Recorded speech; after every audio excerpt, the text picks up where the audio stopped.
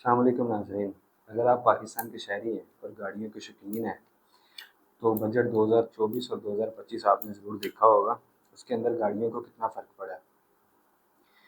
गाड़ियों को फ़र्क पड़ा है विद होल्डिंग टैक्स में। जो गाड़ियाँ पहले विद होल्डिंग टैक्स मैं आपको सबसे पहले बताना चाहूँगा कि विद होल्डिंग टैक्स आप पहले किस जगह पे उसका गाड़ी का पे कर रहे थे। पहले आप विद होल्डिंग टैक्स गाड़ी का पे कर रहे थे कि जब आप गाड़ी नई खरीदते थे तो एक विद होल्डिंग टैक्स आपने इनवॉइस पे देखा होगा कि विद होल्डिंग टैक्स लिखा होता था।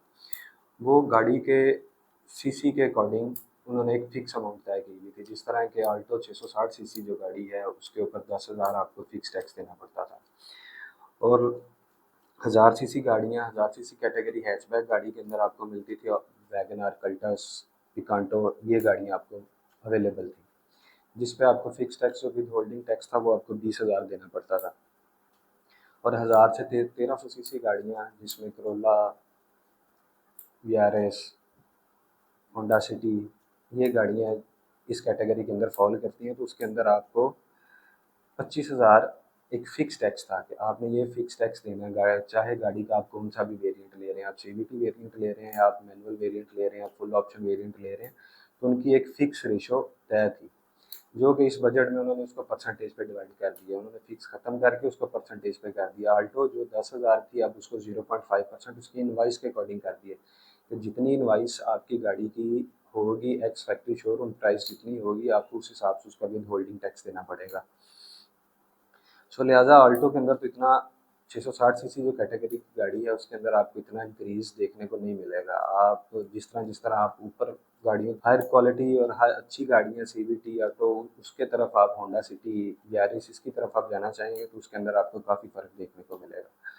फ़र्क इस तरह है कि 800 साढ़े 800 सीसी से लेके 1000 सीसी तक जो गाड़ियां हैं उनके ऊपर 1% टैक्स कर दिया गया और 1000 सीसी से लेकर 1300 सीसी गाड़ियों तक आपको 1.5% टैक्स देखने को मिलेगा। जो कि अगर आप बजट से पहले 2023 से 24 का जो बजट था और उस पॉलिसी के अकॉर्डिंग आप देखेंगे तो आपको 25,000 फिक्स टैक्स देना पड़ता है जो कि अब 1.5% अकॉर्डिंग टू 1.5% आप देखेंगे तो वो 69,735 59,735 रुपये बनेगा। जो 25,000 था तकरीबन आपको 45,000 रुपये का फ़र्क देखने को मिलेगा। बात टैक्सेस की नहीं हो रही। यहाँ पे मैं एक मरूफ पाकिस्तानी गाड़ी फॉर्च्यूनर की बात करूँगा। अली असगर जमाली साहब, आपने उनका नाम सुना होगा, जो टोयोटा इंडस के सीईओ, पाकिस्तान में जो टोयोटा गाड़ियाँ असेंबल कर रही है, मैन्युफैक्चर कर रही है, उस कंपनी के सीईओ हैं। उनके मुताबिक अगर आप पाकिस्तानी गाड़ी फॉर्च्यूनर देखें तो अभी उसकी फुल ऑप्शन वाला जो वेरिएंट है उसके अंदर काफ़ी वेरिएंट्स है। पेट्रोल है, डीजल है, लेजेंडर है, सिग्मा है, इस तरह काफ़ी वेरिएंट है। टॉप ऑफ द लाइन जो वेरिएंट है अगर आप उसकी वैल्यू आज ऑन रोड प्राइस कंसीडर करें तो वो 2,20,00,000 रुपया है। फाइलर के लिए मैं बात कर रहा हूँ। नॉन फाइलर के लिए तो नॉन फाइलर को तो मस्जिद में दाखिला बंद कर दिया ना उन्होंने। तो मैं फाइलर की बात कर रहा हूँ। लिहाजा फाइलर के लिए अगर आप टैक्स की रेशो देखें, हुकूमत ने टैक्स बढ़ाया है। ऑलरेडी हुकूमत उस गाड़ियों पर टैक्सेस ले रही थी, अब हुकूमत ने उस टैक्सेस को इंक्रीज़ किया।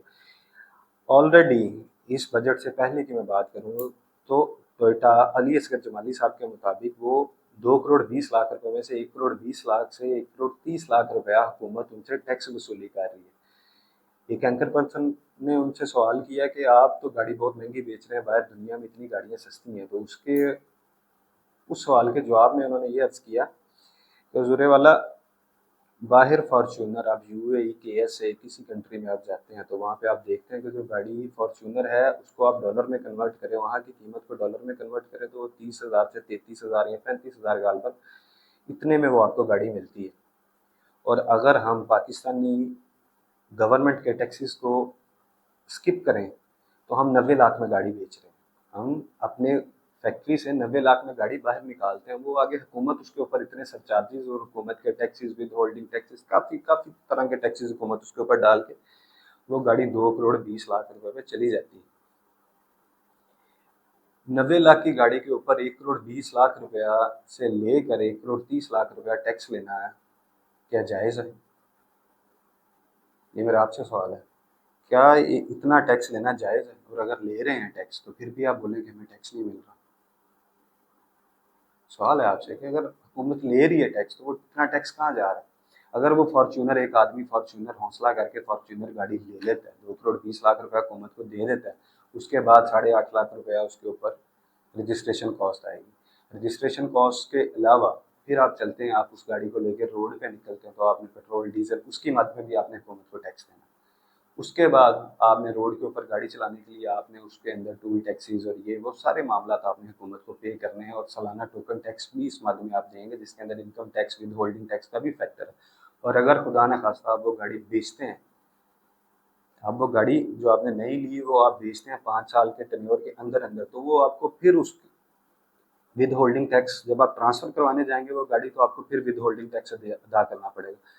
तो बात करने का मकसद सिर्फ ये है कि एक पंजाबी में एक कहावत मशहूर है कि जी साडा कमाऊ पूत है, जेड़ा पुत्र थोड़ा जिहा कमाण लग जांदा उहनूं कहंदे ने कमाऊ पूत है। गाड़ी वाला तो ऑलरेडी आपका कमाऊ पूत है, आप उसको हिट कर रहे हैं इस टाइम, आगे ऑलरेडी टैक्सेस नहीं है, ऑलरेडी काफ़ी ज़्यादा टैक्सेस है, तो आप उसको फिर हिट करना चाह रहे हैं। वो एक मिडिल क्लास, चलें फॉर्च्यूनर गाड़ी जो है वो एक अपर मिडिल क्लास, उससे अपर लेवल के लोग यूज़ कर रहे हैं पाकिस्तान में, नॉर्मली लोग नहीं उसको अफोर्ड कर सकते। तो एक छोटी गाड़ियाँ जैसे कि Alto, Wagon R B, Wagon R Cultus, वो गाड़ियाँ जो हैं आपने उन पे भी टैक्सेस की रेशो इंक्रीज़ कर दी, जो कि सरासर नाइंसाफ़ी है। और रही बात, इस जगह पे मैं एक और बात करना चाहूँगा कि जो यूज्ड गाड़ियाँ पाकिस्तान में आ रही हैं, आल्टो न्यू गाड़ी पाकिस्तान के अंदर 29 लाख की आपको इनवाइस मिलती है, और 30 लाख रुपए में रजिस्ट्रेशन के बाद हर चीज़ आप उसको ऑन रोड प्राइस गाड़ी लेके निकलते हैं तो आपको वो गाड़ी 30 लाख रुपए की ऑलमोस्ट ऑलमोस्ट कॉस्ट करेगी।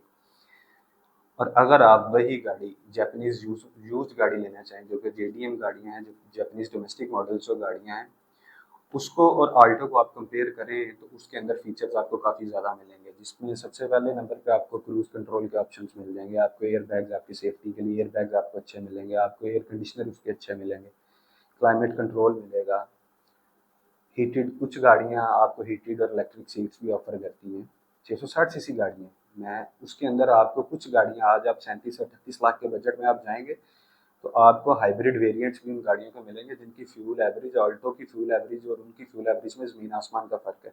एक हाइब्रिड इलेक्ट्रिक गाड़ी जो 660 सीसी है वो आपको कम और बेश, अगर रफली अच्छी गाड़ी का मैं आपको अच्छी गाड़ी की बात कर रहा हूँ, तो आपको 28, 29, 30, 27, 28 मिनिमम आपको ये एवरेज देगी, और ऑल्टो वो 20 करेगी। और उसका अगर आप उसका फुल ऑप्शन वाला वेरिएंट जिसकी मैंने बात की एजीएस ऑटो गियर शिफ्ट की अगर मैं बात करूँ, तो ऑटो गियर शिफ्ट जो है, एक तो उस गाड़ी के अंदर बिल्ट इन प्रॉब्लम है कि वो गाड़ी जब भी आप वो अपना गियर शिफ्ट करेगी वो आपको जर्किंग फील करवाएगी।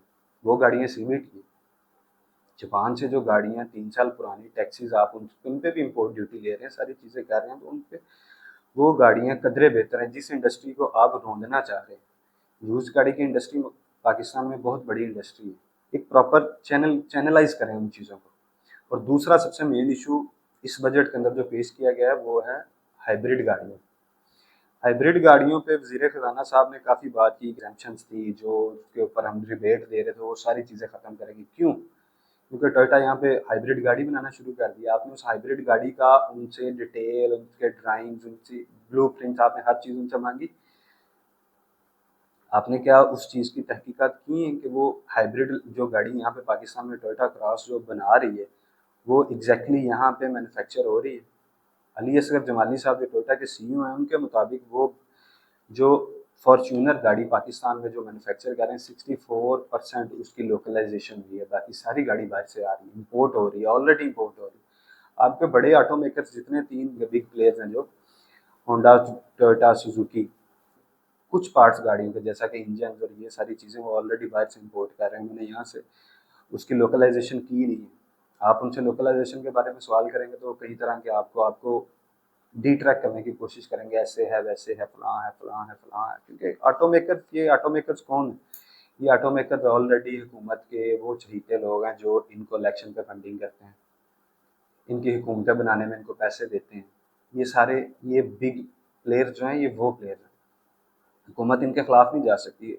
इसके अलावा हुकूमत जो एक अच्छा ऑप्शन आवाम को मिल रहा था, यूज्ड गाड़ियाँ जो आवाम को यूज्ड गाड़ियाँ मिल रही थी, हजूर वाला सारी दुनिया में यूज्ड गाड़ियाँ चलती हैं। आप यूएई, केएसए, आप इन ममालिक में जाएंगे तो दुबई, शारजा, ये अपने जितने भी अरब ममालिक हैं यहाँ से गाड़ियाँ तैयार होकर वहाँ पे जाती हैं। वहाँ पे वो यूज्ड गाड़ियाँ रिफर्बिश्ड होके वो बिकती हैं, वहाँ पे लोग यूज़ करते हैं, थोड़े पैसों में उन्हें अच्छी गाड़ी मिल जाती है। अगर आप 30 लाख की रेंज की बात करें ऑल्टो की, तो आप यही 30 लाख रुपया आप यूएई लेके जाएं तो आपको एक अच्छी मर्सिडीज गाड़ी मिल जाएगी। उसमें इतने पैसों में आपको एक अच्छी मर्सिडीज गाड़ी मिल जाएगी। आपने एक गाड़ी पाकिस्तान के रोड पर काफ़ी चलती हुई देखी होगी और आपको बड़ी खूबसूरत वो गाड़ी नज़र आती होगी, जिसका नाम है ऑडी ई-ट्रॉन, जो इलेक्ट्रिक गाड़ी है, फुली इलेक्ट्रिक गाड़ी है।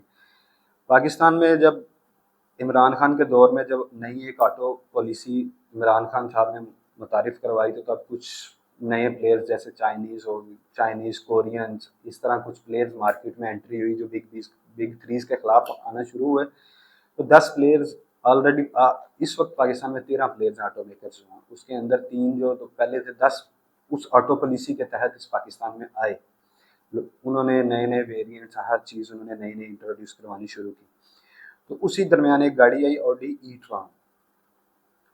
ऑडी ई-ट्रॉन जब पाकिस्तान में आई तो उसकी एक इंट्रोडक्टरी प्राइस ऑडी की तरफ से लॉन्च की गई। उसके बाद उसके अंदर टैक्सीज और ये वो सारी चीज़ों को आपने मिनिमाइज़ किया। जब आपने उन चीज़ों को मिनिमाइज़ किया तो ये बात आवाम तक पहुंचने से पहले आपने अपने सारे अजीज़ों अकारिब दोस्त अहबाब, तो उनके पास वो गाड़ी आपको देखने को लाजमी मिलेगी। आप इस्लामाबाद लाहौर जाएँ, आपको बेतहाशा ये गाड़ियाँ नज़र आएंगी। यूनी शहरों में क्यों नज़र आएंगी? एक फॉर्च्यूनर आज 2 करोड़ 20 लाख रुपए की, वो गाड़ी उस वक्त जब वो इन टैक्सेस के बाद जो आपने उनके अंदर एग्जेम्पशन दी, उसके बाद वो गाड़ी आपको तकरीबन 1.5 करोड़ 1 करोड़ 60 लाख में उसका बेस वेरिएंट आपको मिलना शुरू हुआ। तो वो सब गाड़ियाँ जब उसकी बुकिंग हुई तो आपने सबसे पहले खुद बुकिंग्स करवाई, आपके अजीज़ो अकारीब उन्होंने उन्होंने वो गाड़ियाँ डाउन पेमेंट दे के गाड़ियाँ बुकिंग करवाई। और ऑडी कंपनी ने एक कोटा मुख्तिस किया और उस कोटे के तहत जब वो बुकिंग पूरी होगी उन्होंने वो गाड़ी की बुकिंग पकड़ना बंद कर दी। उसके बाद जब वो गाड़ी ऑडी की तरफ से उसका सारा कोटा ख़त्म हो गया, तो उसके बाद ये गाड़ी जब मार्केट में आपके अज़ीज़ो अकारीबीन, सियासतदान, पॉलिटिशियंस, ब्यूरोक्रेसी, मिनिस्टर, इन सबको वो गाड़ियाँ मिलना शुरू हुई, तो आपने उसके अंदर उसकी पॉलिसी को चेंज किया। पॉलिसी को चेंज करने का मकसद था कि जिन लोगों ने 1.5 करोड़ की गाड़ी ली उनकी डाई में बिक जाए। जिन लोगों ने 10-10, 20-20 गाड़ियाँ बुक करवाई, उनको तो घर बैठे मुनाफा मिल गया ना। एक आदमी ने 10 गाड़ियाँ वो बुक करवाई, डाउन पेमेंट दे के उसने 10 करोड़ फॉर एग्जांपल उसने दे के वो गाड़ियाँ 10 गाड़ियाँ बुक करवाई, बाकी पेमेंट गाड़ी डिलीवर होने पे आपने वो पेमेंट अदा करनी थी। जब वो गाड़ी डिलीवर हुई, अभी रोड पे वो गाड़ी दिखने को नहीं मिली, तो उस गाड़ी की कीमत अचानक से 2.5 करोड़ वापस हो गई। उस 1.5 करोड़ के से 1 करोड़ रुपया मुनाफा किसने कमाया? आपका इसके ऊपर कोई ध्यान नहीं। तो लिहाजा मेरी बाबे इख्तियार से गुजारिश है कि हर पॉलिसी देने से पहले फाइलर नॉन फाइलर किसी किस्म का भी कोई मामला हो तो लिहाजा एक सर्वे लाजमी करवाया करें। पाकिस्तान एक लोगों के पास जाके उनसे पूछा करें, फिर आप एक एक पॉलिसी उसके बारे में दें।